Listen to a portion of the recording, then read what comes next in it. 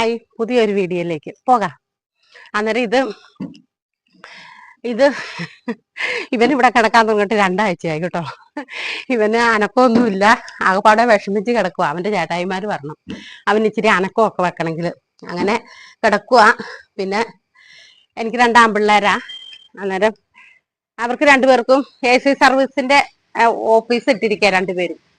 അങ്ങനെ 2 പേരും കൂടെ യോജിച്ച് ഓഫീസൊക്കെ ഇട്ട് കാര്യങ്ങളൊക്കെ നടത്തി പോകുന്നു. അന്നേരം ഈ പ്രാവശ്യം എറണാകുളത്ത് പോയപ്പോ ഇവനെ കൊണ്ടുപോയില്ല, അവര് വേറെ വണ്ടിക്കാ പോയെ. അതുകൊണ്ട് ഇവന് ടെൻഷനായിട്ട് ഇവൻ കിടക്കും. അങ്ങനെ ഞാൻ അന്നേരം അവനോട് വർത്താനം പറയുമായിരുന്നു. വണ്ടിക്കാണേലും ഒരു വിഷമം വേണ്ടല്ലോ ആരെയും കണ്ടില്ലെങ്കിൽ. അതുകൊണ്ട് ഞാൻ അവനോട് ഇച്ചിരി നേരം വർത്താനം പറഞ്ഞതാ. അങ്ങനെ എനിക്ക് 2 ആൺപിള്ളേരാ. പിന്നെ എൻ്റെ ഭർത്താവ് ഓട്ടോറിക്ഷ ഓടിക്കുന്നു. പിന്നെ നമ്മൾ മക്കളെ വളർത്തുമ്പോഴില്ലേ, നമ്മളെന്ന് പറഞ്ഞാൽ എല്ലാവരും തന്നെ അങ്ങനെയൊക്കെ തന്നെ കേട്ടോ. അച്ഛനമ്മമാരെല്ലാം മക്കളെ നല്ല പൊന്നും പോലെയല്ലേ വളർത്തിക്കൊണ്ടുവന്നെ. ഞങ്ങളും അങ്ങനെയൊക്കെ തന്നെയായിരുന്നു. കാരണം എന്ന് വെച്ചാൽ ചെറുപ്പത്തിലെ പിള്ളേർക്ക് ഷർട്ടിന്റെ തുണി എടുക്കുമ്പോൾ സിബി ഒരേ കളർ എടുക്കും. അന്നേരം ഞാൻ ചോദിക്കും, ഇതെന്നാ പപ്പായി ഒരേ കളർ, ഇനി വീട്ടിൽ ചെന്നിട്ട് വേണം നിന്റെ മക്കൾ വഴക്കുണ്ടാക്കാൻ, കളറ് പറഞ്ഞു. അങ്ങനെ പറയുമായിരുന്നു കേട്ടോ.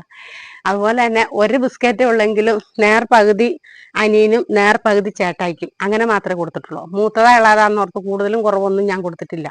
അതുകൊണ്ട് എന്തു വേണ്ടി ഇപ്പോഴും എൻ്റെ പിള്ളേര് ഒരു എൻ്റെ നിന്റെ അവൻ്റെ ഇവൻ്റെ, ഇത് അവൻ്റെ അല്ല അമ്മ, ഇത് അവൻ്റെ അല്ല, ഇത് അവനെടുത്തു, ഇത് ഞാനെടുത്തു, ഇത് ഞാൻ എടുത്തോണ്ട് പോകും, അവൻ എന്നാ ചെയ്യും, ഇങ്ങനെ ഒന്നും ഒരു വർത്താനം ഈ വീട്ടിലില്ല. കാരണം അത് പറയാൻ സിബി സമ്മതിക്കുകയല്ല. സിബി സമ്മതിക്കുകയല്ല. എന്നാടാൻ ചോദിക്കും, എന്തെങ്കിലും ഒന്ന് പറയാൻ പിള്ളേർ വരുമ്പോഴത്തേനും എന്നാടാൻ ചോദിക്കും. അവൻ നിന്റെ അല്ലാതെ പിന്നെ ആരുടെ എടുക്കുന്നതെന്ന് ചോദിക്കും. മൂത്തവൻ ചോദിച്ചാൽ മൂത്തവനോടും പറയും, ഇളാവൻ പറഞ്ഞാൽ ഇളാവനോടും പറയും, അവൻ നിന്റെ അല്ലാതെ ആരുടെ എടുക്കുന്നതെന്ന് ചോദിക്കും.